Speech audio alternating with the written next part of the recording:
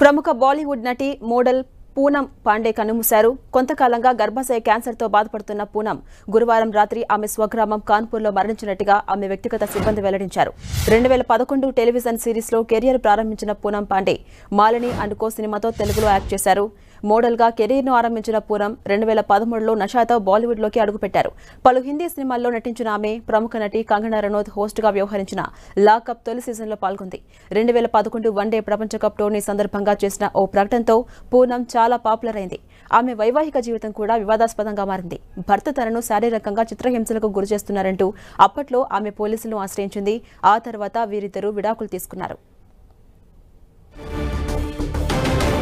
ఇదే అంశంపై మరింత సమాచారం మా ప్రతినిధి వెంకట్ అందిస్తారు. వెంకట్, బాలీవుడ్ నటి అయినటువంటి పూనం పాండే గురువారం రాత్రి మరణించినట్టుగా ఆమె యొక్క టీము అఫీషియల్ గా అనౌన్స్ చేయడం జరిగింది. అయితే గత కొన్ని రోజుల నుంచి కూడా ఆమె గర్భాశయకు సంబంధించినటువంటి క్యాన్సర్ తో సఫర్ అవుతున్నట్టుగా, దానికి సంబంధించి ట్రీట్మెంట్ కూడా తీసుకుంటున్నట్టుగా కూడా వాళ్ళు చెప్పడం జరిగింది. కానీ ఆమె పరిస్థితి బాగోలేక గురువారం నైట్ ఆమె మరణించినట్టుగా ఆమె టీం అఫీషియల్ గా అనౌన్స్ చేయడం జరిగింది.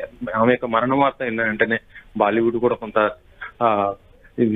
బాధపడుతున్న పరిస్థితి అవుతుందని చెప్పవచ్చు. ఎందుకంటే పూనం పాండే సినిమాల కంటే కూడా ఎక్కువగా సోషల్ మీడియాలో బాగా హల్చల్ చేస్తూ ఉండేది. ఎప్పుడు కూడా వీడియోస్ చేస్తూ తన యూట్యూబ్ లో కానీ ఇటు ట్విట్టర్ లో కానీ ఎక్కువ పోస్ట్ చేస్తుంటూ ఉంటుంది.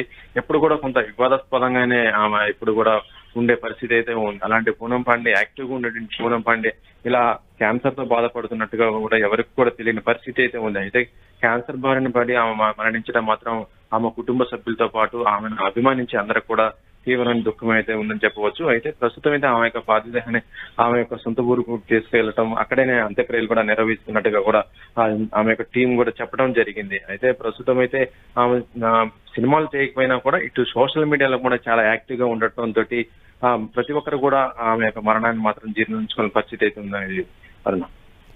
అలాగే వెంకట్, పూనం పాండే మొత్తం తెలుగులో ఎన్ని సినిమాల్లో యాక్ట్ చేశారు?